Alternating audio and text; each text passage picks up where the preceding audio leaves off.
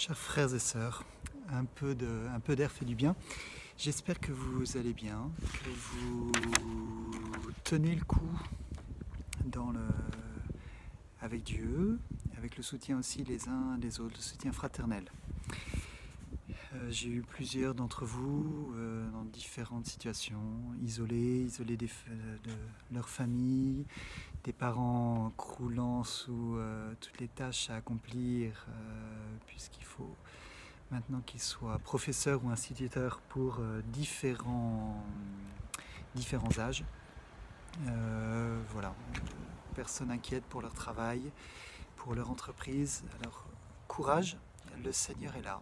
Le Seigneur a des idées pour nous, et plus nous serons ouverts à l'Esprit Saint, plus nous pourrons recevoir ces idées qui renouvelleront notre manière de vivre et nous aideront à aborder la nouvelle ère qui va s'ouvrir après ce temps de confinement qui va peut-être être long.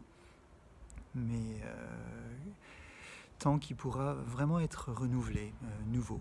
Voilà. Donc prions l'Esprit Saint. Aujourd'hui c'est le jeudi 19 mars, solennité de Saint Jean-Baptiste, donc c'est pas jeune, hein, je vous rassure, vous pouvez faire la fête et rendre grâce à Dieu pour ce grand saint qu'est Saint Joseph. Voilà, ce grand frère qui nous est donné comme modèle pour nous aider à avancer sur le chemin de la sainteté. Mais moi je ne vais pas vous parler de Saint Joseph, c'est Benoît qui va le faire tout à l'heure. Je vais vous parler du saint patron de Saint Joseph, du modèle de Saint Joseph, qui est Joseph le patriarche, le fils de Jacob, dont vous trouvez l'histoire au chapitre 37 de la Genèse.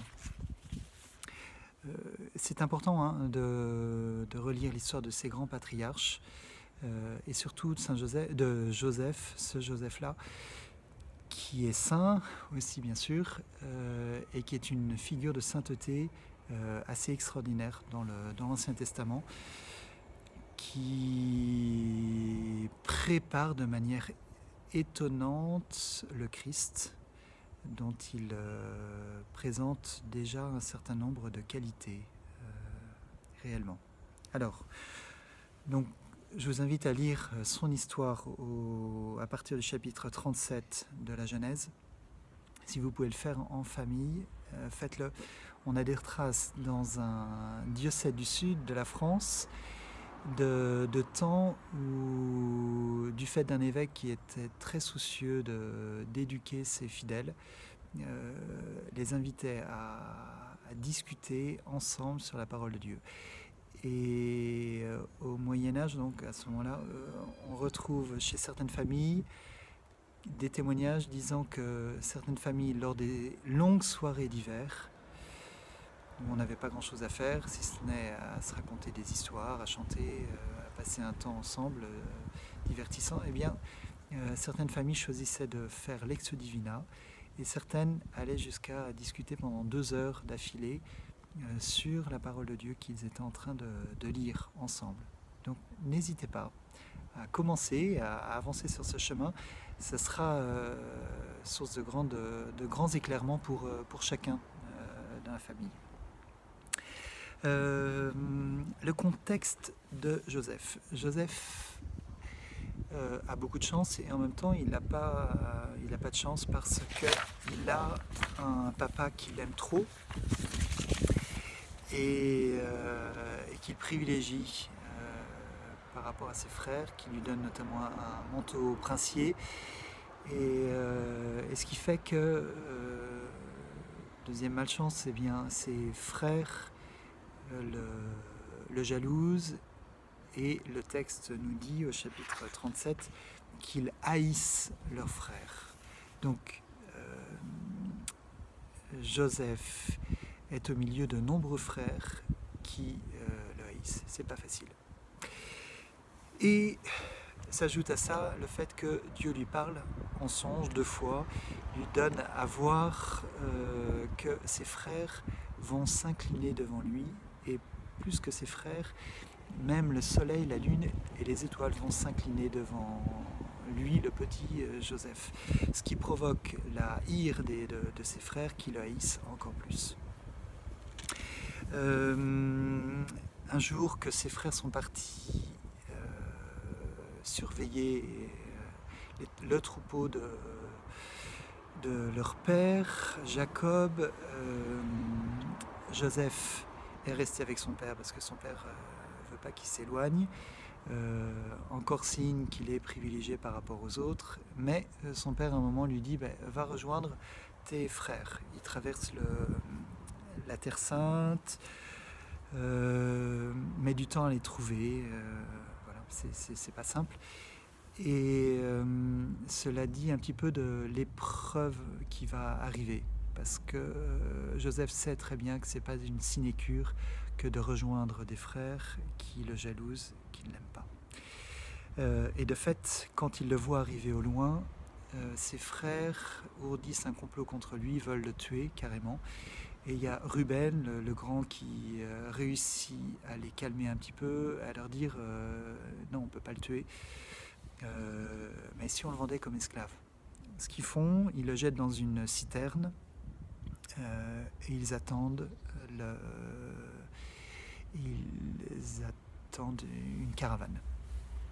Voilà, donc Joseph, à ce moment-là, vit un moment très difficile au fond de la citerne, mais on n'a pas de réaction de sa part. On ne sait pas comment est-ce qu'il le vit. C'est après qu'on va être éclairé sur la manière dont il a vécu tout cela. Il est vendu à des marchands qui le vendent à un Égyptien, eunuque de Pharaon, qui s'appelle Potiphar. Et à ce moment-là, donc ça c'est au chapitre 39, le Seigneur fut avec Joseph, qui s'avéra être un homme efficace, pour lequel les choses réussissaient. Donc Dieu est avec Joseph. Ça veut dire que si Dieu est avec Joseph, Joseph est resté avec Dieu. Vous comprenez? Et donc ça veut dire que Joseph a vécu ce passage, cette injustice énorme, ce moment de violence, de la capture par ses frères, de la mise dans le trou, là, dans la citerne, et après la vente comme esclave à des marchands. Il a vécu tout cela avec Dieu. C'est beau. Donc, on l'avait vu avec Jacob, son père. Joseph a obéi à son père alors qu'il savait que le voyage vers ses frères allait être compliqué. Il a obéi, donc Joseph obéit. Joseph est humble aussi. Il obéit facilement et il obéit à Dieu.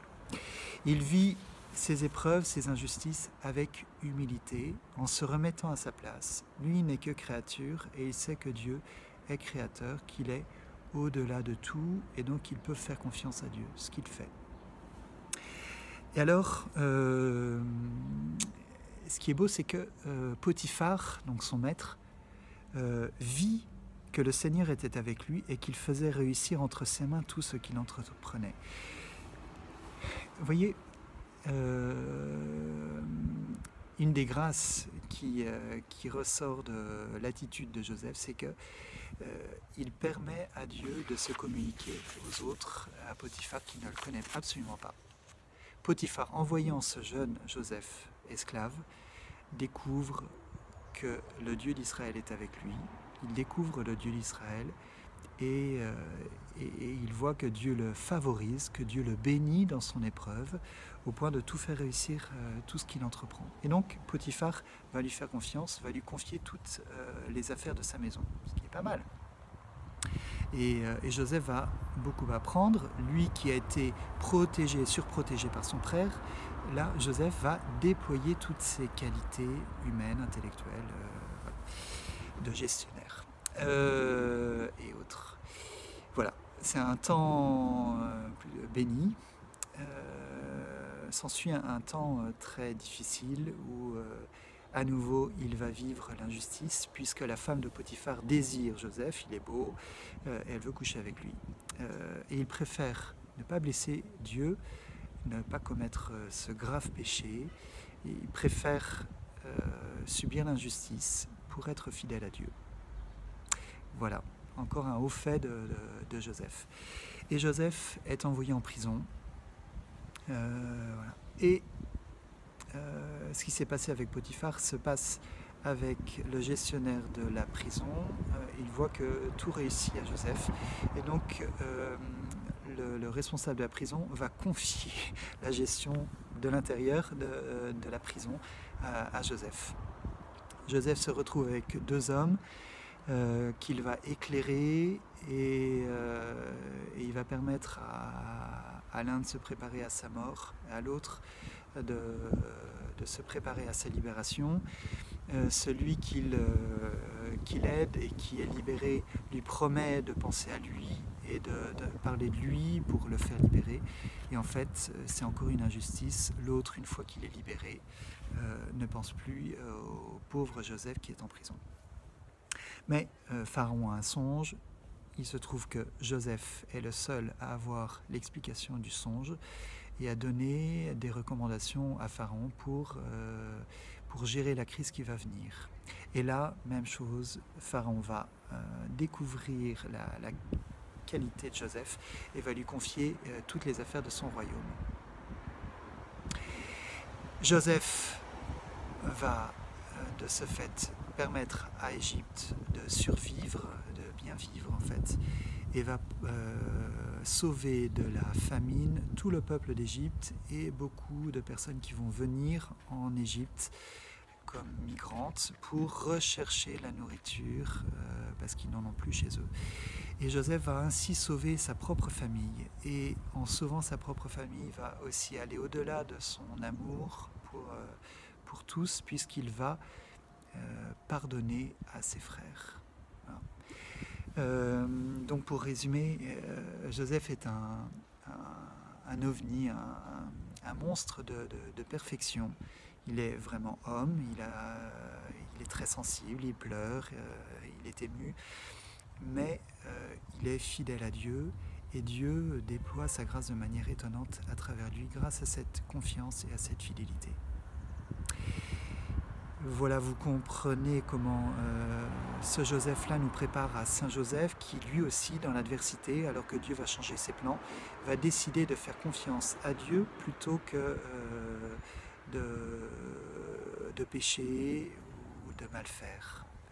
Eh bien, ces 2 Joseph sont là pour nous aider, nous, à continuer à bien faire et à faire confiance à Dieu. Voilà, encore une fois, Dieu a les solutions pour notre épreuve aujourd'hui et Dieu veut nous bénir, comme il a béni Joseph et comme il a béni Saint Joseph aussi. Voilà, bonne lecture, bonne méditation de la parole de Dieu et que Dieu vous bénisse, le Père, le Fils et le Saint-Esprit. Amen.